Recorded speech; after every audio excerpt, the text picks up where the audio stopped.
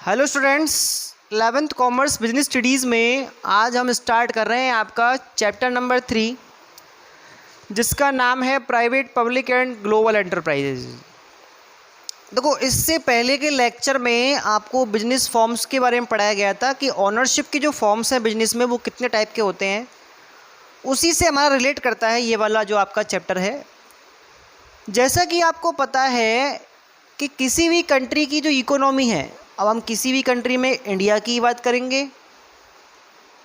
इस Indian economy के अंदर ढेर सारी इकोनॉमिक इंडस्ट्रीज़ या इकोनॉमिक एक्टिविटी करने वाले एंटरप्राइजेज़ काम कर रहे हैं और इनमें तीनों तरह के आपके ऑर्गेनाइजेशन इन्वॉल्व हैं। मेनली जो हमारा फोकस रहेगा इस चैप्टर में वो रहेगा पब्लिक एंड ग्लोबल एंटरप्राइजेज़ पर, क्योंकि प्राइवेट एंटरप्राइजेज़ के बारे में तो आपको सेकंड जो चैप्टर पढ़ा था आपने उसके अंदर पूरा पढ़ा दिया गया है। जैसा कि आपको पता है कि ढेर सारी बिजनेस अलग अलग फॉर्म में, अलग अलग बिजनेस ऑनरशिप के फॉर्म में आपके यहाँ चल रही हैं। अगर मैं प्राइवेट बिजनेसेस की बात करूं कि प्राइवेट एंटरप्राइज क्या होता है, तो प्राइवेट एंटरप्राइज को बोलते हैं निजी उपक्रम। और निजी उपक्रम कौन से होते हैं कि कोई भी ऐसा बिजनेस हाउस, कोई भी ऐसा एंटरप्राइज जो किसी इंडिविजुअल द्वारा, जो किसी ग्रुप के द्वारा या जो किसी ऑर्गेनाइजेशन के द्वारा खुद की ऑनरशिप में, खुद के कंट्रोल में क्या किया जाता है, चलाया जाता है, उसको हम क्या बोलते हैं, एक प्राइवेट एंटरप्राइज बोलते हैं। भाई जैसे अपने सोल ट्रेड के बारे में पढ़ा कि मार्केट में एक कपड़े की दुकान है। अब कपड़े की दुकान है तो उसका मालिक कौन है? मालिक है साहब राम। तो राम का कंट्रोल है बिजनेस के ऊपर, ध्यान रखना है। राम ने ही इसमें कैपिटल लगाया है, राम का ही कंट्रोल है, राम ही मालिक है, राम ही प्रॉफिट लेगा, राम ही लॉस लेगा। तो ये सारे के सारे काम कौन कर रहा है? राम। तो ये एक प्राइवेट बिजनेस है, खुद का बिजनेस है, इसको हम एक निजी उपक्रम बोलेंगे। क्लियर? तो अगर मैं इसके फॉर्म्स की बात करूं तो हमने इसके 5 फॉर्म पढ़े हैं। सबसे पहले मैंने आपको सोल प्रोप्राइटरशिप के बारे में पढ़ाया, दूसरा मैंने आपको पार्टनरशिप के बारे में पढ़ाया, तीसरा हमने HUF बिजनेस के बारे में बात की थी, चौथा हमने कोऑपरेटिव सोसाइटी के बारे में पढ़ा और पांचवा पढ़ा अपन ने जॉइंट स्टॉक कंपनी के बारे में। ये 5 तरह के आपने प्राइवेट एंटरप्राइजेज़ जो हैं इनके बारे में काफ़ी अच्छा डिटेल्ड पढ़ा हुआ है। ये सारे के सारे एंटरप्राइजेज़ जो हैं वो कैसे हैं? प्राइवेट एंटरप्राइजेज़ हैं। ठीक है, यानी कि प्राइवेट एंटरप्राइजेज़ या तो खोलेगा अकेला बंदा खुद, अब अकेला बंदा खोल रहा है तो ऑब्वियसली कौन होगा? सोल ट्रेड होगा। क्लियर? या खोलेगा लोगों का एक समूह, एक ग्रुप खोलेगा तो पार्टनरशिप हो गया, HUF हो गया, कोऑपरेटिव हो गया, कंपनी हो गया। क्लियर? या फिर खोलेगी कोई संस्था, कोई ऑर्गेनाइजेशन, तो संस्था का अस्तित्व तो इन दोनों में होता है। भाई इन दोनों में तो संस्था का अस्तित्व ही नहीं है, सदस्यों से अलग। संस्था की पहचान यहाँ पे अलग अलग है, तो यहाँ पे संस्था द्वारा बिजनेस को चलाया जा रहा है, तो इसलिए हम मानेंगे कि यहाँ पे संस्था अपने स्वामित्व में क्या कर रही है? प्राइवेट बिजनेस खोल के बैठी है और काम कर रही है। क्लियर? तो ये बातें थी आपके प्राइवेट बिजनेस के बारे में। अभी हम बात कर रहे हैं किसके बारे में? पब्लिक एंटरप्राइजेज़ के बारे में। देखो 3 तरह के एंटरप्राइजेज़ हैं आपके। प्राइवेट एंटरप्राइजेज़ जो है उनका सिंपल इंट्रोडक्शन आपने पढ़ लिया है अभी, और उसको मैंने रिलेट किया सेकंड नंबर चैप्टर से, जिसमें आपने डिटेल पढ़ा हुआ है सभी चीज़ों के बारे में कि सोल ट्रेड से लेकर और कंपनी फॉर्मेट तक कौन कौन से बिजनेस फॉर्म्स हैं और उनमें क्या क्या कॉन्सेप्ट और उनके फीचर्स हैं। क्लियर? अभी हम डिस्कस करेंगे नंबर 2 पर पब्लिक एंटरप्राइजेज़ के बारे में। पब्लिक एंटरप्राइजेज़, तो पब्लिक एंटरप्राइजेज़ जो हैं इनको बोलते हैं सार्वजनिक उपक्रम। भाई सार्वजनिक है मतलब पब्लिक के हैं, पब्लिक के लिए हैं, उन्हें हम सार्वजनिक उपक्रम कहते हैं। ठीक है?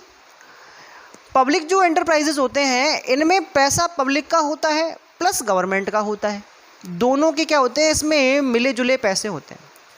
अच्छा, इसके अंदर जो बिजनेस को स्टार्ट करेगा वो करेगी गवर्नमेंट, यानी कि कंट्रोल, स्टार्ट, मैनेजमेंट सब किसके हाथ में है? गवर्नमेंट के हाथ में। और गवर्नमेंट भी कौन सी?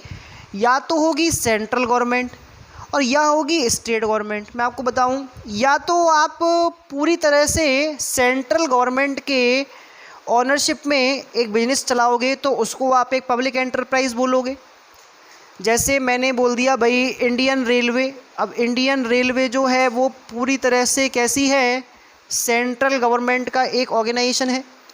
जैसे मैंने कह दिया आपसे आईओसी, आईओसी एक कंपनी है जो क्या करती है, ऑयल्स वगैरह में, पेट्रोल और खनिज तेल वगैरह में क्या करती है, बिजनेस करती है।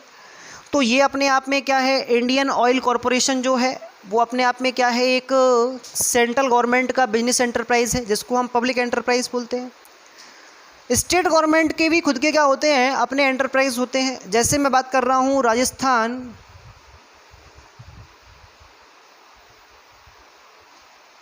State mines and minerals limited.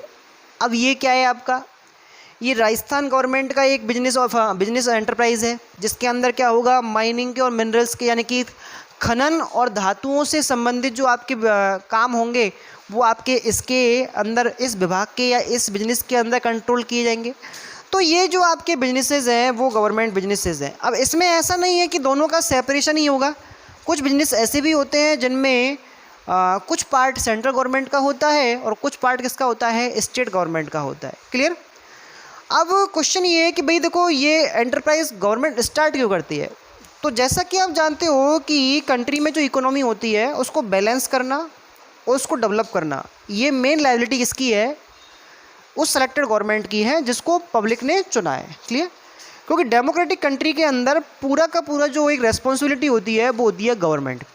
अब गवर्नमेंट खुद जाके रास्ते पे चप्पलें नहीं बेच सकती कि हमने फ्रूट का ठेला लगा दिया कि साहब सीएम साहब चले, उन्होंने क्या किया, एक तिरपाल बिछाया और वहाँ पे वो कपड़े बेच रहे हैं सेल लगा के। ऐसा नहीं करेंगे। वहाँ पे उनके लिए जो बिजनेस के काम हैं वो होंगे 3 फॉर्म्स के अंदर। यहाँ पे आपको बता दूँ, जैसे आपने 5 फॉर्म पढ़े हैं, जैसे आपने क्या पढ़े हैं, 5 फॉर्म पढ़े हैं किसके, एक प्राइवेट एंटरप्राइज के, जिसमें हमने सोल ट्रेड से लेके कंपनी तक के बारे में बातें की थी। यहाँ पर जो पब्लिक एंटरप्राइजेज हैं उनके आपके 3 फॉर्मेट हैं। 3 फॉर्मेट में एक तो आता है आपका डिपार्टमेंटल अंडरटेकिंग्स, मेंटल अंडरटेकिंग्स, ठीक है। एक आता है आपका स्टैचुरी कॉरपोरेशन,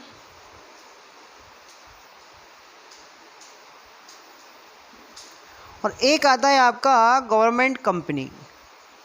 तो इस तरह से आपके क्या हैं, 3 फॉर्मेट्स हैं और इन तीनों फॉर्मेट्स के थ्रू कोई गवर्नमेंट कुछ कैपिटल इन्वेस्टमेंट करके लोगों के भले के लिए, लोगों के वेलफेयर के लिए, कंट्री के डेवलपमेंट के लिए अपने कंट्रोल में, अपनी ओनरशिप में क्या करती है, बिजनेस स्टार्ट करती है जिससे वो इकोनॉमी में कुछ कंट्रीब्यूट कर सके। अब देखो गवर्नमेंट जो है वो केवल पॉलिसीज़ बनाने में ही अगर ध्यान देगी तो फिर जो बड़े आपके ऐसे एंटरप्राइजेज हैं जो इंफ्रास्ट्रक्चर के लिए इम्पोर्टेंट हैं, उन चीज़ों को मैनेज करने में, उन चीज़ों को स्टार्ट करने में काफ़ी कैपिटल इन्वेस्टमेंट भी होता है। उस चीज़ पे तो ध्यान किसको देना पड़ेगा भाई, गवर्नमेंट को देना पड़ेगा। जैसे अपन बात कर रहे हैं इंडस्ट्रियल पॉलिसीज़ के बारे में। इंडस्ट्रियल पॉलिसी सबसे पहले आई थी 1948 में, और इस पॉलिसी में गवर्नमेंट ने शुरुआत से ही, आपको पता है 1947 में इंडिपेंडेंस आपको मिला था और 1948 में आपने जीरो से डेवलपमेंट स्टार्ट किया। तो सबसे पहले हमने इंडस्ट्रियल पॉलिसी 1948 डिज़ाइन की और लॉन्च की। इसमें हमने क्या किया है कि जितने भी आपके एंटरप्राइजेस, चाहे वो पब्लिक है चाहे वो प्राइवेट है, उन सब के लिए प्रॉपर क्या किया है, डेवलपमेंट के लिए अलग अलग रूल्स कंडीशंस तैयार किए, कुछ गाइडलाइंस तैयार की और उनके थ्रू अपन क्या कर रहे हैं, बिजनेस चला रहे हैं। इसमें आपने बार बार चेंजेस किए। उसके अलावा 1956 में, फिर 66 में, इस तरह के आपके अलग अलग आए। फिर लेटेस्ट में आपने क्या किया है, इंडस्ट्रियल पॉलिसी 1991 को लॉन्च किया। ये 1991 सबसे एक तरह से बिल्कुल डिफरेंट एक आपका क्या है, एक रोल है किसका, इकोनॉमी के अंदर 1991 की पॉलिसी का।